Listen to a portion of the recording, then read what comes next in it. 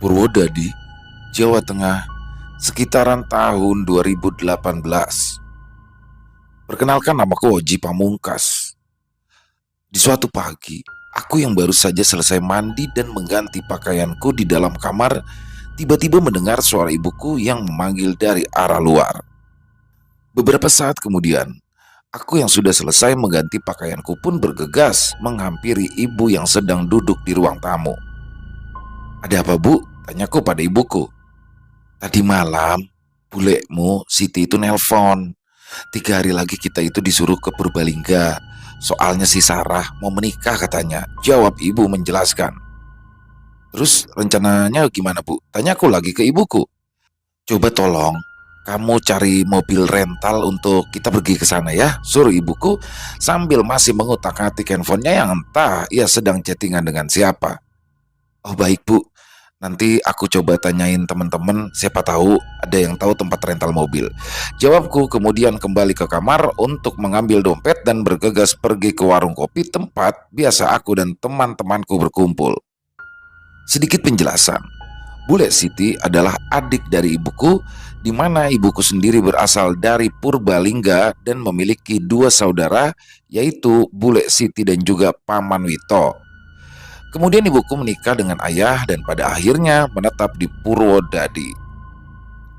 Di sebuah warung sederhana yang terbuat dari kayu yang dicat berwarna biru, terdapat pohon mangga itu pun terlihat 2 orang pemuda dan juga beberapa bapak-bapak yang sedang menikmati minuman mereka.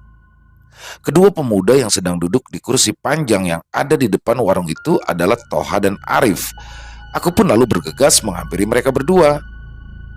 "Aku tadi kopi 1 sama gorengan 2," ucap Toha sambil tertawa. "Tambah lagi, jangan khawatir, nanti aku biarin," jawabku yang kemudian duduk di kursi kosong yang ada di depan mereka. Arif pun hanya tersenyum mendengar candaanku dengan Toha. Terlihat kala itu di meja kecil yang ada di hadapan kami 2 bungkus rokok dan juga 2 gelas kopi hitam yang tinggal separuh. "Kalian ada yang kenal gak sama pemilik rental mobil?" tanyaku kepada kedua sahabatku. "Emang mau kemana?" tanya Arif. Sedangkan Toha sendiri yang masih menggeleng-gelengkan kepalanya dengan mulut yang masih tersumpal rokok. "3 hari lagi aku mau pergi ke Purbalingga," jawabku. "Loh, mau ngapain ke Purbalingga?" gantian Toha yang bertanya. Belum sempat aku menjawab pertanyaan Toha, datanglah Kang Ramlan membawakan segelas kopi hitam lalu meletakkannya di meja yang ada di hadapanku. Ya, walaupun aku tak memesan, pasti Kang Ramlan sendiri tahu minuman kesukaanku, kopi hitam pahit. "Rokoknya sekalian ya Kang, tinggalan tadi di rumah," pintaku kepada Kang Ramlan yang langsung membawakan aku sebungkus rokok kesukaanku. Aku pun lalu kemudian menjawab pertanyaan Toha yang belum sempat kujawab. "Sepupuku di sana akan menikah," jawabku singkat lalu menyeruput sedikit kopi panas. Toha dan Arif pun sedikit menganggukkan kepalanya sebagai tanda mengerti akan penjelasanku. Di warung kopi sederhana di pagi itu, kami isi dengan candaan dan juga obrolan ngalor ngidul yang tidak terlalu penting. Hingga tanpa terasa, jam yang melingkar di pergelangan tanganku sudah menunjukkan pukul 11 siang. Yang pada akhirnya aku pun lalu memutuskan pulang terlebih dahulu meninggalkan kedua sahabatku. Aku yang baru saja sampai di depan rumah sedikit kaget melihat ada beberapa tetangga dan juga keluargaku yang sedang berkerumun di rumah Pak De Rohmat. Setelah memarkirkan sepeda motor di depan rumah, aku pun lalu bergegas menuju ke rumah Pak De Rohmat dan mencoba melihat apa yang sedang terjadi. Aku yang baru saja masuk ke dalam rumah Pak De Rohmat pun kaget ketika melihat nenekku sedang terbaring tak sadarkan diri di tempat tidurnya. Terlihat juga di sana ibuku dan Budeyati yang duduk di samping nenek sambil memijat-mijat lengan dan juga kepalanya. Sedangkan ayahku sendiri terlihat sedang menelpon seseorang. Aku yang kemudian mendekat pun bertanya kepada Budeyati apa yang sudah terjadi pada nenek. Budeyati pun menjelaskan kalau tadi nenek terpleset di kamar mandi. Tak lama kemudian, datanglah Paman Yanto dengan mobil hitam miliknya yang disusul keluarlah ayah dari rumah Pak De Rohmat dengan membopong nenek yang kala itu masih tak sadarkan diri, lalu dimasukkan ke dalam mobil untuk segera dibawa ke rumah sakit. Di malam harinya, selepas maghrib, ibuku yang sedari siang ikut menemani nenek di rumah sakit pun menelponku. Ia memintaku untuk mengantarkan baju ganti untuknya karena rencananya ibuku akan menginap di rumah sakit malam itu. Setelah menerima telepon ibuku, aku pun lalu segera menyiapkan pakaian ganti untuk ibu dan juga beberapa barang pesanannya. Aku pun lalu mengajak adikku Pras untuk mengantarkan baju ganti ibu ke rumah sakit sekalian untuk melihat keadaan nenek. Setelah semua siap, kami pun lalu berangkat menggunakan sepeda motor tua 2 tak milik adikku karena jarak dari rumahku dengan rumah sakit tak terlalu jauh. Hingga tak lama kami pun sampai di rumah sakit. Aku dan adikku Pras pun bergegas masuk dan berjalan di koridor menuju salah satu kamar yang ada di rumah sakit. Dari kejauhan, kami melihat ibu-ibu yang sedang duduk di kursi tunggu yang ada di depan kamar rawat dan kami pun segera menghampirinya. "Gimana keadaan nenek, Bu?" tanya adikku. "Alhamdulillah sudah baikan. Tadi baru aja ibu suapin," jawab ibu yang kemudian bangkit dari duduknya lalu meminta tas berisikan baju ganti yang aku bawa. Kami pun lalu bergegas masuk ke dalam kamar. Terlihat ayah yang sedang duduk di samping tempat tidur nenek dan juga Pade Rohmat yang sedang tiduran di lantai sambil menonton televisi yang tersedia di kamar rawat tempat nenek. Terlihat pula nenek yang sedang terbaring lemah dengan jarum infus yang menempel di tangan kanannya. Meski dengan wajah yang masih terlihat pucat, nenek tersenyum melihat kedatanganku dengan peras. "Cepat sembuh ya, Nek," ucapku sedikit berbisik ke telinga nenek. Nenek pun hanya membalas ucapanku dengan senyuman. Aku yang hendak duduk di lantai bersama paman tiba-tiba diajak keluar oleh ayah dan kami lalu duduk di salah satu kursi tunggu yang berjajar di depan kamar. "Gimana? Kamu sudah dapat sewaan mobil buat ke Purbalingga?" tanya ayahku. "Belum, Pak. Besok aku cariin lagi ya, Pak," jawabku. "Tidak usah. Gimana kalau kamu saja sama adikmu yang datang ke sana? Naik bus saja," usul bapak padaku. "Oh, baik, nggak apa-apa, Pak," jawabku singkat. "Bilangin ke Paman Heru dan Bibimu Siti, Bapak dan Ibu minta maaf karena tidak bisa datang. Sebab nenek di sini sedang dirawat di rumah sakit dan butuh dirawat, pesan Bapak kepadaku." "Oh iya, Pak, tapi nggak sebaiknya Bapak atau Ibu telepon dulu ke Paman atau Bibi dan bilang kalau memang berhalangan hadir?" tanyaku. "Iya, besok pagi Bapak akan telepon ya," jawab ayah yang kemudian berdiri dari duduknya dan kembali masuk ke dalam ruangan nenek dirawat. 2 hari pun berlalu, tibalah hari di mana kami harus berangkat ke Purbalingga. Sedangkan nenek sendiri kala itu masih dirawat di rumah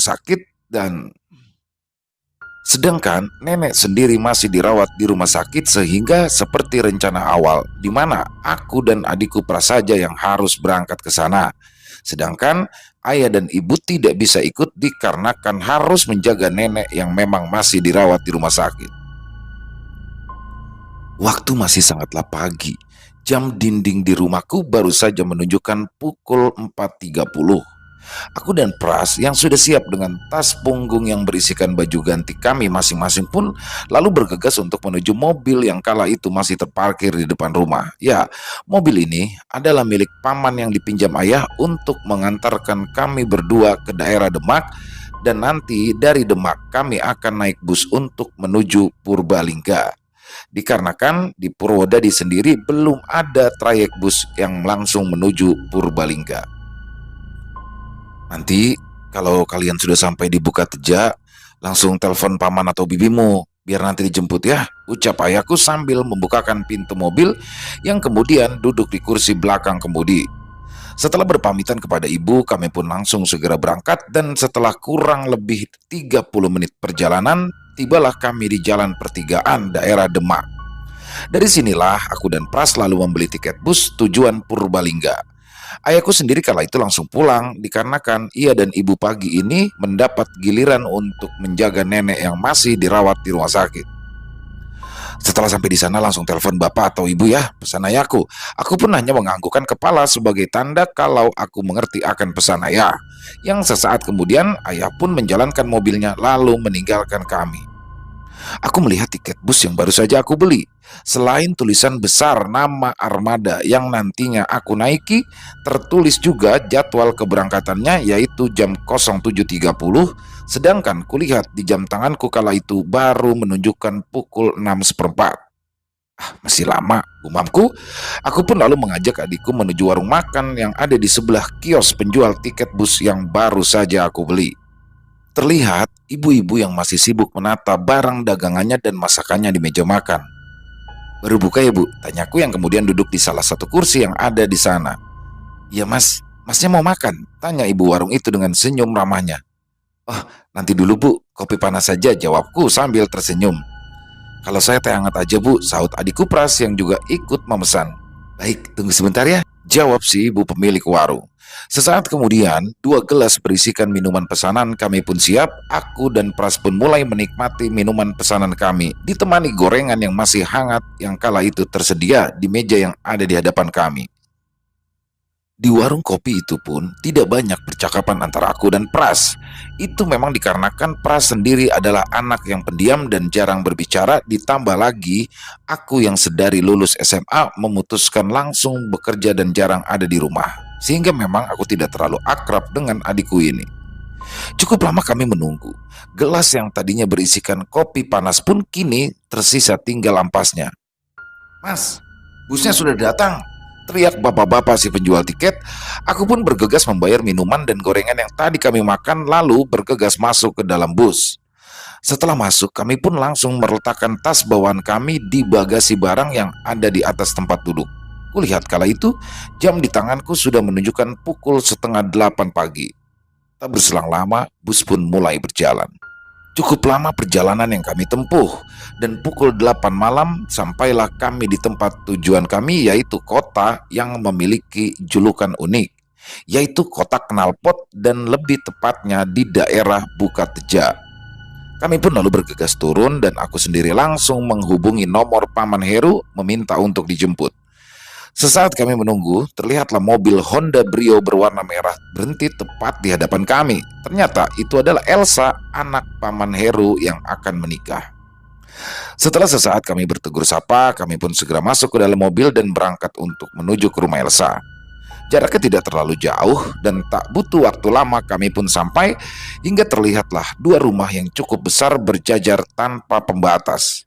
Itu adalah rumah Elsa dan juga rumah nenekku yang memang bersebelahan. Nampak pula kala itu sudah ramai dengan para kerabat dan juga tetangga. "Memang acara nikahannya kapan sih, Sa?" tanyaku sambil menutup pintu mobil. "Lusa," jawab Elsa yang berjalan menghampiriku dan segera mengajakku untuk segera masuk. Keponakanku dari jauh sudah pada sampai," sambut Paman Heru yang baru saja keluar dari ruang belakang. "Ya om, bapak dan ibu minta maaf tidak bisa hadir karena nenek dirawat di rumah sakit sudah dari 3 hari yang lalu," jawabku pada Om Heru menyampaikan pesan dari ayah. "Iya nggak apa-apa, kemarin ayahmu juga sudah telepon om kok," jawab Om Heru sambil menyodorkan tangannya mempersilakanku untuk kembali duduk. "Yai mana om?" tanyaku kembali kepada Om Heru. "Ada itu di taman samping rumah, lagi main sama Indra," jawab Om Heru. Yai sendiri panggilanku untuk nenek ataupun ibu dari ibuku. Tak berselang lama keluarlah bibiku, Siti. Setelah sesaat kami mengobrol, Tante Siti pun lalu menyuruh aku dan Pras untuk menaruh tas bawaan kami ke kamar dan menyuruh kami beristirahat terlebih dahulu. "Aku nemuin Yai dulu saya sebentar, nanti baru lanjut istirahat," ajakku pada Pras yang langsung tiduran di tempat tidur setelah meletakkan tasnya di dalam lemari. Kami pun lalu bergegas untuk menuju ke taman yang berada di samping rumah dan terlihatlah Yai yang sedang duduk di kursi santai dengan ditemani Indra dan juga kakaknya Inara. Indra dan Inara sendiri adalah adik dari Elsa, di mana Indra baru berusia 7 tahun dan Inara yang baru kelas 2 SMP. Aku dan Pras pun segera menghampiri mereka. "Assalamualaikum," ucap Pras adikku sambil tersenyum. Sesaat terlihat Yai dengan tatapan serius memperhatikan Pras yang berdiri di hadapannya. "Waalaikumsalam. Pras, Oji, kapan kalian sampai?" jawab nenekku yang langsung memeluk Pras, sedangkan Indra dan Inara pun langsung menghampiriku dan menarik tangan kananku untuk bersalaman. "Baru saja sampai," ucapku menjawab pertanyaan nenek. "Sudah pada makan?" lanjutannya nenek yang masih memegang tanganku dan mengajakku duduk. "Sudah tadi, Nek. Bus yang kami tumpangi itu berhenti di rest area untuk makan malam dulu," jawabku. Pertemuanku, Pras dan Yayi malam itu pun dipenuhi dengan obrolan-obrolan dan saling tanya kabar masing-masing. Dan di sini aku pun juga menjelaskan ke Yayi alasan kenapa ayah dan ibu tidak bisa ikut datang. Cukup lama aku dan Pras, Yayi ngobrol malam itu dan pada akhirnya kami pun menyudahi obrolan lalu beristirahat. Aku dan Pras pun bergegas menuju kamar untuk beristirahat. Serasa baru saja kami memejamkan mata. Dengan mata yang masih meremang, sayup-sayup aku mendengar kumandang azan subuh dari musola yang tidak jauh dari rumah paman. Pras, bangun Pras, sholat subuh dulu, ajakku kala itu pada Pras. Ya, jawab singkat Pras sambil sedikit menggeserkan badannya lalu kembali tidur. Melihat hal itu aku pun lalu bergegas mengambil sarung yang masih ada di dalam tas dan bergegas menuju ke musola. Aku berniat membangunkan Pras nanti saja selepas pulang dari musola.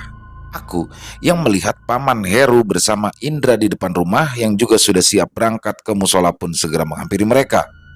Pras mana? Tanya Paman Heru. Masih tidur om, kayaknya kecapean, jawabku lalu mengajak Paman Heru untuk lanjut berjalan. Setelah melaksanakan kewajiban kami sebagai umat muslim pagi itu, Paman Heru pun mengajakku minum kopi di taman kecil di samping rumahnya.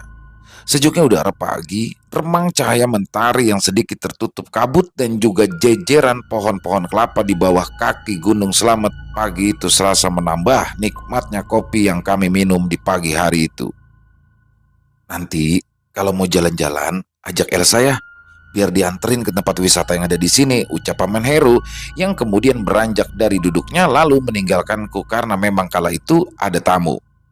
Pagi itu memang para tetangga dan juga kerabat Paman Heru mulai berdatangan, tentunya untuk membantu mempersiapkan acara pernikahan Elsa besok. Terlihat beberapa ibu-ibu sibuk membuat adonan kue dan beberapa lainnya pun sibuk dengan tugas mereka masing-masing. Sedangkan di teras depan rumah mulai nampak beberapa orang yang sibuk memasang tenda hajatan dan menata tempat pelaminan. Sedangkan aku sendiri yang baru saja menikmati secangkir kopi memilih menghampiri Pras dan nenek yang sedang mengobrol di depan rumah. Tak berselang lama, Elsa pun datang dan menghampiri kami. Mau jalan-jalan gak? Tanya Elsa padaku dan Pras. Kemana? Tanya adikku Pras. Ke taman bunga Kuta Bawa, jawab Elsa, karena jarak antara rumah dengan taman bunga Kuta Bawa Flower Garden lumayan jauh. Aku yang kala itu masih merasa capek pun menolak ajakan Elsa, ditambah 2 tahun lalu aku sudah pernah pergi ke sana sehingga aku pun memilih untuk bertahan di rumah saja. Akhirnya berangkatlah Elsa, Pras, dan 3 orang keponakan Paman Heru. Setelah cukup lama aku mengobrol dengan nenekku, aku pun yang masih merasa capek akhirnya memutuskan untuk beristirahat di dalam kamar. Tanpa terasa, aku yang terlelap tidur siang itu terbangun pukul 3:30 sore, lalu aku pun bergegas keluar kamar untuk mandi. Inara, kenapa nggak ikut Kak Elsa ke taman bunga? Tanyaku kepada Inara yang kala itu sedang rebahan di sofa panjang yang ada di ruang tamu. Males jawab Inara yang masih sibuk dengan ponsel di tangannya. Indra mana? Ntar ikut abang jalan-jalan ke sekitaran sini yuk, ajakku pada Inara. Ya, jawab Inara yang masih sibuk dengan ponselnya. Aku pun lalu bergegas ke kamar mandi dan setelah beberapa saat aku yang sudah siap pun mengajak Indra dan Inara. Mau kemana kita bang? Tanya Indra. Jalan-jalan deket sini aja, nikmatin suasana sore, jawabku. Inara pun mengusulkan untuk pergi ke area persawahan yang ada di sisi timur desa. Dengan menggunakan sepeda motor milik Paman Heru, kami pun berangkat bonceng 3 ke tempat yang Inara maksud. Tak berselang lama, tibalah kami di tempat yang Inara maksud, yaitu bendungan irigasi yang tidak terlalu besar untuk mengairi sawah yang ada di sekitaran. Nampak hamparan sawah yang berwarna hijau dengan berbagai jenis tanamannya. Dan juga pohon-pohon kelapa yang menjulang tinggi di beberapa tempat. Cerahnya sinar mentari sore dan angin sepoi-sepoi sore itu seakan-akan membuatku merasa tenang dan enggan untuk pulang. Aku pun menikmati sore itu dengan ditemani sebatang rokok kesukaanku, sedangkan Inara sendiri masih asik selfie bareng Indra dengan kamera handphonenya. Tanpa terasa aku pun melihat jam di tanganku sudah menunjukkan pukul 5:15. Aku pun lalu mengajak Inara dan Indra untuk segera pulang. Pulang yuk, udah mau maghrib, ajaku sambil berjalan menuju ke sepeda motor yang masih terparkir di tanggul. Inara, yang kala itu sedang duduk dan melihat hasil-hasil foto selfie di handphone itu pun bergegas berdiri. Disinilah keanehan mulai terjadi.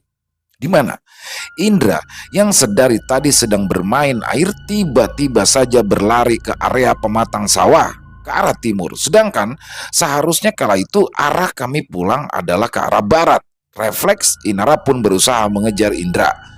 Aku yang masih merasa bingung atas kejadian itu pun bergegas ikut mengejar Inara dan Indra.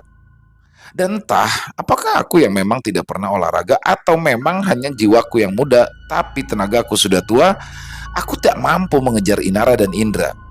Sesaat aku berhenti untuk mengambil nafas, aku melihat Indra dan Inara yang masih terus berlari menuju ke arah hutan yang tidak terlalu luas dengan pohon-pohonnya yang sangat besar. Meskipun aku masih bisa melihat mereka berdua, namun jarak antara aku, Inara, dan Indra pun kini cukup jauh. Yang pada akhirnya aku pun lalu menyusul mereka masuk ke dalam hutan tersebut. Di tengah jalan setapak, di dalam hutan itu, aku sempat berhenti sejenak. Kulihat ada pohon preh atau sejenis pohon beringin berukuran sangat besar yang berdiri di sisi jalan yang kami lalui. Sesaat, tengkukku merasa merinding, seolah-olah ada angin yang berhembus meniupnya. Aku pun lanjut berlari, menyusul Inara dan juga Indra. Dan betapa terkejutnya aku kala aku melihat pemandangan yang ada di hadapanku. Ya, setelah melewati hutan tersebut, nampak sebuah jalan beraspal dan juga gapura besar dengan tulisan Desa Tompe. Desa Tompe sendiri adalah desa pamanku Heru. Sejenak aku pun berhenti dan mengusap kedua mataku. Apa aku berhalusinasi, gumamku? Aku pun berpikir bagaimana mungkin kami bisa sampai di sini sedangkan kami baru saja berlari ke arah timur yang seharusnya menjauh dari desa. Keanehan pun semakin terlihat di mana posisi matahari yang hampir terbenam seharusnya berada di ufuk barat yang berarti aku belakangi, namun kali ini terlihat dari arah timur seakan-akan baru saja terbit. Kulirik jam tanganku, kala itu masih menunjukkan pukul 5:30 sore yang berarti sebentar lagi akan memasuki waktu maghrib. Aku yang masih mengkhawatirkan Inara dan juga Indra dengan sedikit ragu pada akhirnya pun terus berjalan memasuki desa itu. Sesaat setelah aku melewati gapura desa, terlihatlah rumah-rumah yang berjejer di sebelah kiri dan kanan jalan. Terlihat desa itu sama persis dengan desa pamanku. Hanya saja selama perjalananku menuju ke rumah paman, aku tak menjumpai satu orang pun. Pada akhirnya, aku pun sampai di salah satu rumah yang terpasang tenda pelaminan dan juga beberapa orang terlihat sedang berkumpul di sana. Ya, kulihat itu adalah rumah milik pamanku Heru. Meskipun dengan rasa ragu dan juga perasaan takut, aku lalu memutuskan untuk masuk ke dalam rumah itu dan mencari keberadaan Inara dan juga Indra. Di ruang tamu, kulihat Indra sedang makan dan disuapi oleh Bibi Siti ibunya. Aku bergegas mendekatinya. "Inara mana, Bi?" tanyaku dengan sedikit ragu. "Sedang mandi," jawab Bibi Siti dengan wajah yang datar sambil terus menyuapi Indra. Terlihat Indra yang sangat menikmati setiap suapan dari ibunya, dan sementara itu terlihat pula para ibu-ibu yang berlalu lalang sibuk menyiapkan segala bahan-bahan masakan untuk acara pernikahan Elsa besok. Aku pun terus berpikir, aku pasti berhalusinasi dan aku merasa ragu jika ini bukanlah rumah paman yang sebenarnya. Akan tetapi kenyataannya yang ada di hadapanku ini seakan-akan mematahkan keraguanku. Di mana di setiap sudut ruangan dan orang-orang yang ada di sana nyatanya meyakinkanku jika ini semua nyata adanya. Hingga akhirnya aku pun lalu memutuskan untuk masuk ke dalam kamarku dan mencoba memahami kembali apa yang baru saja kami alami. Baru saja sebentar aku berada di dalam kamar. Sayup-sayup aku mendengar suara riuh bunyi kentongan yang dipukul terus-menerus. Aku yang penasaran pun bergegas kembali keluar kamar dan mencoba melihat dari mana asal suara itu. Tapi aneh, Di luar, aku melihat tidak ada kejadian apa-apa dan semua orang masih sibuk dengan pekerjaan mereka masing-masing seakan-akan mereka tidak mendengar bunyi kentongan itu. "Makan dulu, Ji," ucap bibiku Siti yang tiba-tiba berada di belakangku. Sesaat, kulihat wajah bibiku yang datar berjalan melewatiku menuju ke ruang dapur. Aku pun segera berjalan di belakangnya dan kulihat di meja makan sudah tersedia nasi, sayur, dan juga beberapa jenis lauk pauknya. Sejenak aku memperhatikan semua makanan itu yang lalu aku pun mencoba menggigit satu tempe goreng yang terletak di piring di atas meja makan. Tak ada yang aneh. Ya, tak ada yang aneh dengan rasa tempe goreng itu serasa tempe goreng pada umumnya. Sesaat aku pun melihat ke arah pintu samping rumah di mana pintu itu menuju ke taman kecil yang ada di samping rumah paman. Terlihat Inara yang sedang makan sambil ngobrol dengan Yayi nenekku. Aku pun bergegas menghampiri mereka berdua. "Ra, barusan kamu dengar bunyi riuh suara kentongan gak?" tanyaku. Inara pun kala itu hanya menggelengkan kepalanya dengan mulut yang masih mengunyah nasi. Sedangkan Yayi sendiri menatapku dengan tajam seolah-olah dia sedang marah kepadaku lalu berkata, "Sudah, kamu makan saja dulu sana." Aku benar-benar heran akan situasi ini. Aku mencoba berpikir, aku, Inara, dan juga Indra sudah ada di rumah. Meskipun aku sendiri masih seperti ada yang aneh, ada yang ganjil dengan tempat dan juga orang-orang yang ada di sini.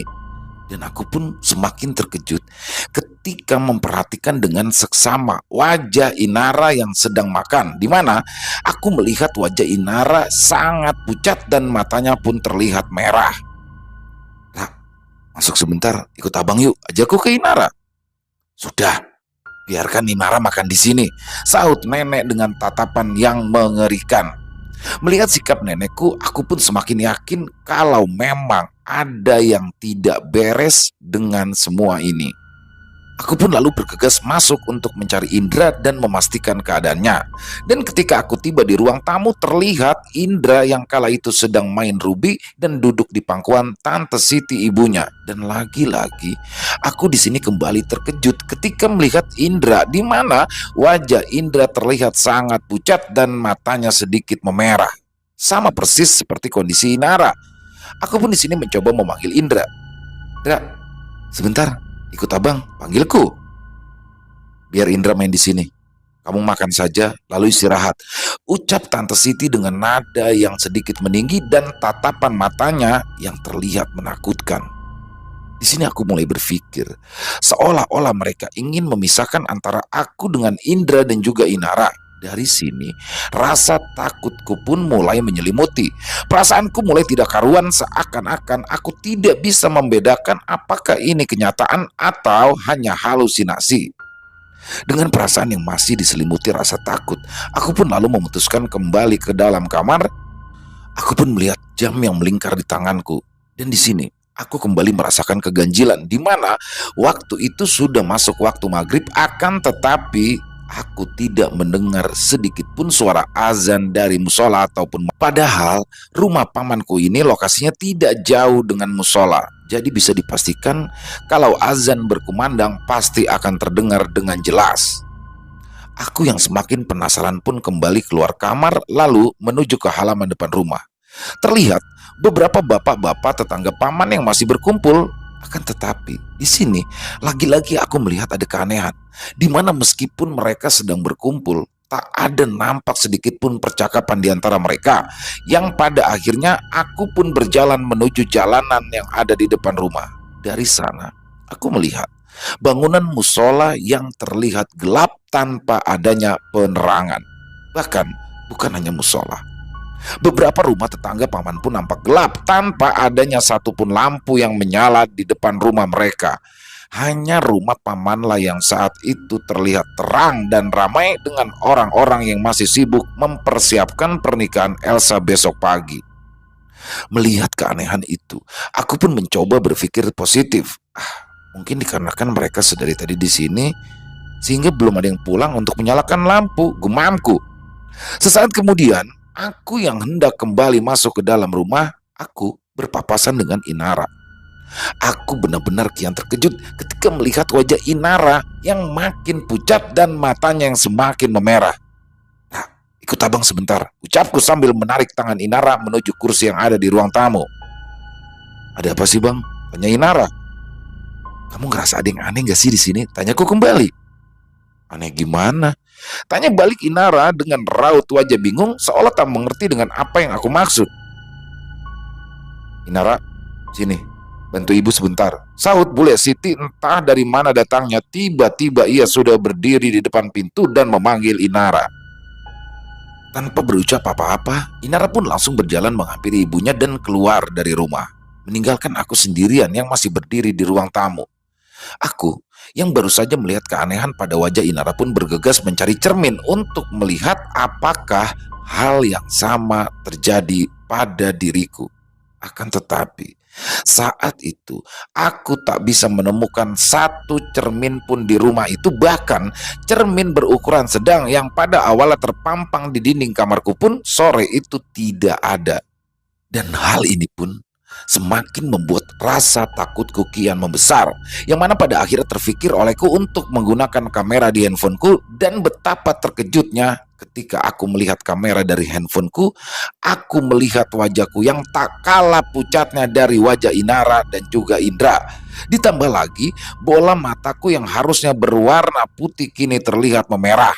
Di tengah perasaanku yang sudah tidak karuan saat itu, aku pun kepikiran untuk menelpon adikku Pras. Setelah beberapa kali mencoba panggilan telepon, aku selalu gagal dan aku baru menyadari kalau di handphoneku ini tidak ada sinyal sama sekali. Aku mencoba untuk tetap tenang, merebahkan badanku di tempat tidur sambil memikirkan kembali apa yang sebenarnya sedang terjadi. Akan tetapi, aku yang hendak memejamkan mata lagi-lagi dikejutkan dengan suara riuh dan kentungan yang dipukul berkali-kali. Di sela-sela suara kentungan itu pun terdengar teriakan-teriakan yang memanggil-manggil namaku, Inara dan juga Indra. Dari salah satu suara yang memanggil-manggil nama kami, aku bisa mendengar satu suara yang tidak asing bagi telingaku. "Bapak," gumamku yang kemudian bangkit dari tempat tidur. Ya, di antara suara riuhnya bunyi kentungan dan juga banyaknya suara yang memanggil-manggil nama kami, aku bisa mendengar suara ayahku. Pada akhirnya, aku pun semakin yakin kalau sedari tadi kami bertiga tidaklah berada di rumah paman, melainkan di alam lain. Aku yang semakin takut dan juga panik pun mulai mencari keberadaan Inara dan Indra untuk memastikan kembali kondisi mereka.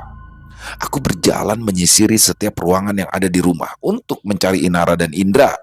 Aku merasa panik, di mana aku tak lagi mendengar suara kentongan, tapi kali ini mulai terdengar suara azan dan suara beberapa orang yang membacakan sholawat.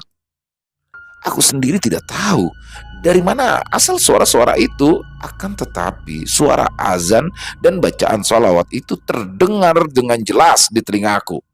Sesaat kemudian, badanku semakin lama semakin lemas dan kepalaku secara tiba-tiba merasakan pusing yang teramat luar biasa. Dan tak berselang lama, aku pun melihat Inara yang sedang duduk berbaur dengan para ibu-ibu yang sedang mengirisi sayuran dan menyiapkan bumbu masakan. Kulihat Inara menatap wajah ibu-ibu yang ada di depannya itu dengan tatapan melotot. Terlihat raut wajah Inara yang sangat ketakutan. Aku pun bergegas menghampiri Inara dan mencoba menarik tangannya untuk menjauhi gerombolan ibu-ibu itu dan segera mengajaknya untuk mencari Indra. Tak heran Inara merasa ketakutan. Hal itu dikarenakan wajah ibu-ibu yang sedari tadi duduk bersama Inara pun perlahan-lahan berubah menjadi sosok wanita tua berambut putih terurai sehingga menutupi wajahnya. Dan tak butuh waktu lama, akhirnya kami pun berhasil menemukan Indra yang sedang bermain di ruang tamu di rumah nenek dengan diawasi oleh sosok berbadan besar berbulu hitam dengan mata merah dan taring yang runcing. Sedangkan Indra kala itu masih asik bermain dengan mobil-mobilan di tangannya. Aku yang melihatnya saat itu pun langsung menghampiri Indra lalu menarik tangannya. Dengan sedikit berlari, aku, Inara, dan Indra pun bergegas keluar rumah. Suara kumandang azan dan solawat itu pun terus kudengar dan kian terdengar dengan jelas. Dan berbarengan dengan hal itu pula kini terlihat secara perlahan-lahan rumah paman dan rumah nenek kala itu berubah menjadi pohon yang berukuran besar dan juga semak-semak. Sementara para bapak-bapak yang sedari tadi berkumpul di depan rumah paman pun kini terlihat mereka berubah menjadi sosok anak kecil berbulu hitam pekat seperti anak genderuwo. Di tengah ketakutan kami waktu itu, tiba-tiba dari kejauhan terlihatlah cahaya terang berwarna jingga seperti cahaya mentari sore. Waktu itu, Indra dan Inara yang berdiri di sampingku sambil memegang tanganku dengan erat. Terlihat mereka sangat ketakutan. Dan sesaat kemudian, tubuh kami pun serasa perlahan tertarik ke dalam cahaya jingga tersebut. Terasa sekali sensasi luar biasa saat itu yang tidak bisa aku gambarkan. Sampai pada akhirnya aku tersadar sudah berada di dalam ruangan kamar di rumah sakit. Dengan nafas yang masih terasa berat dan juga badan yang masih sangat lemas, aku mencoba untuk duduk dan melihat di sekelilingku. Kulihat ada ayahku, ibuku, dan juga Mbah Darno. Terlihat raut wajah tegang bercampur senyum lega dari mereka. Sedangkan sesaat kemudian aku melihat Inara yang juga terbaring di tempat tidur yang ada di sebelahku perlahan-lahan mulai sadar, lalu disusul tangisan bahagia bule Siti melihat anak perempuannya itu telah sadar. Dan tak berselang lama, Indra pun perlahan-lahan juga mulai sadar. Seketika ia pun lalu menangis ketika ia melihat di tangan kanannya telah tertancap jarum infus. Akan tetapi, ekspresi sebaliknya terlihat dari Paman Heru, di mana ia tersenyum bahagia melihat tangisan anak laki-lakinya itu. Singkat cerita, 1 hari setelah kami tersadar dan kondisi kami sudah membaik, kami pun pada akhirnya diperbolehkan dokter untuk pulang. Dan setelah di rumah Paman Heru inilah, Paman, Mbah Darno, dan juga ayahku pun mulai menceritakan semuanya. Dan akhirnya aku pun mulai mengerti tentang semua yang telah terjadi. Ternyata aku, Inara, dan Indra telah hilang selama 2 malam di dalam hutan tersebut semenjak kepergian kami sore itu. Kami pun diketemukan dalam keadaan sudah pingsan di bawah sebuah pohon besar yang berada di tengah hutan. Aku pun sangat terkejut kalau mendengar penjelasan dari Paman. Sedangkan aku sendiri ingat betul kalau di alam gaib itu aku merasa hanya beberapa jam saja. Paman pun sendiri lanjut bercerita kalau pohon besar di tengah hutan itu memang sedari dulu terkenal angker, sehingga waktu ada penebangan hutan untuk pembukaan lahan, pohon beringin angker dan beberapa pohon yang ada di sekitarnya itu pun dibiarkan saja. Ya, pohon besar itu adalah pohon beringin yang sebelumnya sempat aku perhatikan ketika aku mengejar Inara dan Indra di sore hari itu. Karena di malam pertama kami hilang dan pencarian yang dilakukan oleh Paman dan juga beberapa warga tidak mendapatkan hasil, akhirnya pamanku pun menelpon ayahku dan menceritakan peristiwa hilangnya aku, Inara, dan juga Indra. Dan setelah Paman menjelaskan semuanya, pada akhirnya ayah dan ibuku pun memutuskan mengajak Mbah Darno ke Purbalingga untuk membantu pencarian keberadaan kami. Mbah Darno sendiri adalah salah satu orang yang terkenal di desa kami yang memiliki ilmu kebatinan cukup tinggi. Mbah Darno juga sudah terkenal akan kemampuannya dalam hal-hal gaib. Dan atas bantuan beliaulah, setelah dilakukan ritual di pohon besar itu, pada keesokan harinya kami pun diketemukan pingsan di bawah pohon besar itu.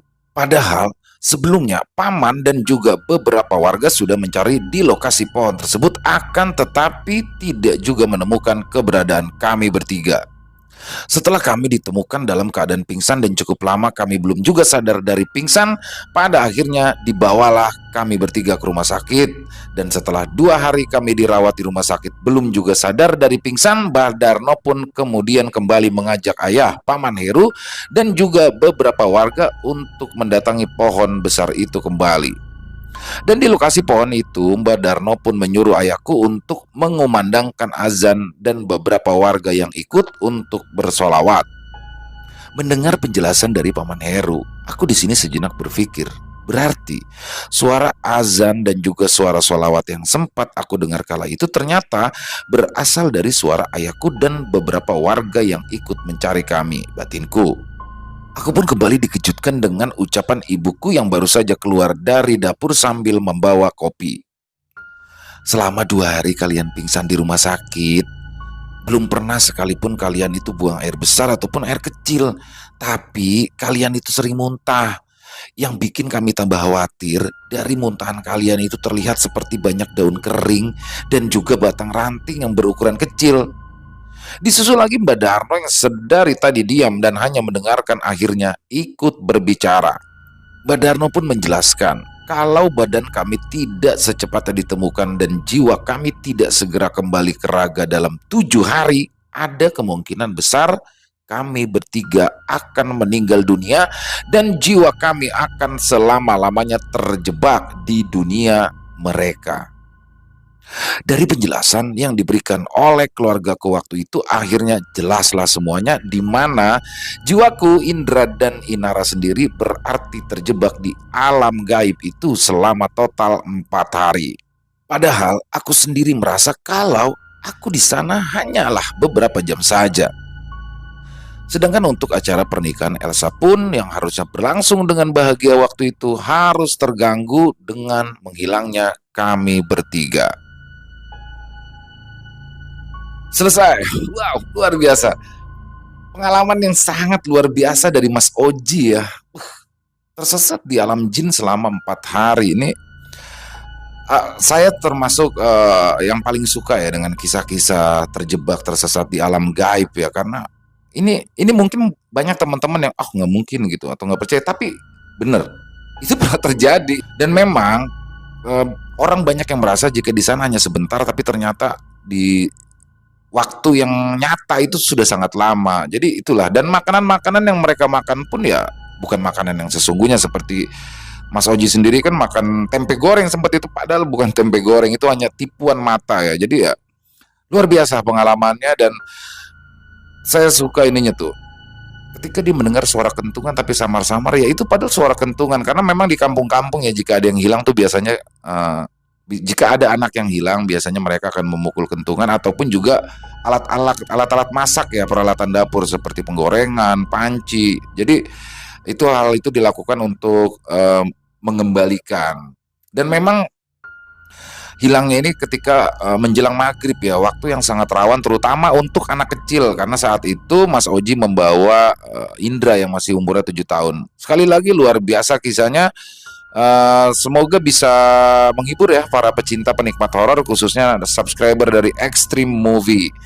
Dan banyak sekali hikmah yang bisa kita ambil dari situ. Dan untungnya Mas Oji sendiri di sini terbiasa ini ya, melakukan ibadah di musola. Dan saat itu dia heran ketika waktu maghrib kok nggak ada suara azan dan musola dalam keadaan gelap. Disitulah mulai curiga. Jadi luar biasa, banyak sekali hikmah yang bisa kita ambil dalam kisah ini, dan semoga teman-teman semua terhibur. Mas Oji, terima kasih sekali lagi atas kisahnya yang luar biasa. Dan mungkin buat teman-teman yang ada pendapat lain, komentar lain, silakan bisa tulis di dalam kolom komentar, ataupun hanya sekedar saling menyapa, silakan bisa dituliskan. Insya Allah kami akan membalasnya satu persatu. Dan buat yang suka dengan videonya, silakan bisa diklik tombol like-nya, tombol jempolnya, dan juga bisa ya di-share ke teman-temannya link videonya biar yang lain merasa terhibur juga. Dan yang belum subscribe, yuk ditekan tombol merah subscribe-nya. Jangan lupa lonceng notifikasinya dinyalakan agar teman-teman selalu mendapatkan notifikasi dari konten-konten yang akan kami upload selanjutnya. Oh iya, ada teman-teman juga yang banyak yang komentar, ada yang WA juga kok. Sudah 2 hari tidak dapat notifikasi dari channel Extreme Movie, Ilo Bercerita dan Ilo Extreme. Jadi memang nggak ngerti deh kenapa YouTube ini sehingga notifikasinya tidak ditampilkan. Tapi yang pasti ya insya Allah ya, kami tetap berusaha. Setiap harinya kami akan upload video terus untuk Extreme Movie di jam 7 malam, Ilo Bercerita di jam 10 malam, dan Ilo Extreme atau yang dulunya Lelaki Sejati itu di jam 1 siang. Jadi semuanya itu kami usahakan setiap hari upload. Jadi nggak usah nunggu notifikasi, langsung gas aja kalau udah waktunya. Dan buat teman-teman yang belum tahu, untuk channel Laki Sejati sekarang berubah nama menjadi Ilo Extreme. Jadi di channel itu saya in frame ya, ada di kamera, dan Untuk opening dan closing memang rencananya nanti mungkin kedepannya saya akan full ada di in frame.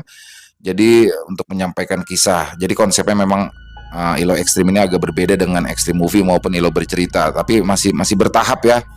Dan untuk sekarang kita masih coba di series, di kisah-kisah yang series, yang mana nantinya juga pasti akan ada perkembangan. Terima kasih ya buat teman-teman semuanya yang sudah selalu mengikuti channel-channel kami. Ada 3 channel, hanya ada 3 channel ya. Sekali lagi kami tegaskan, di sini ada Extreme Movie, Ilo Bercerita, dan Ilo Ekstrim. Yang lainnya apabila ada yang mengupload video kami, maka itu pastikan bukan channel dari kami, karena kami hanya 3. Karena banyak teman-teman yang bilang ada channel yang upload video Bang Ilo nih, itu bukan channel kita ya. Apalagi itu video yang sudah pernah diupload. Jadi video-video yang kami upload itu adalah video-video fresh yang mana belum pernah diupload di channel-channel kita yang lain. Gitu aja teman-teman ya. Terima kasih. Dan oh ya, buat teman-teman yang punya kisah horor yang mau disampaikan ke kami, silakan bisa disampaikan dalam bentuk tulisan ataupun dalam bentuk rekaman suara, bebas ya, senyaman teman-teman.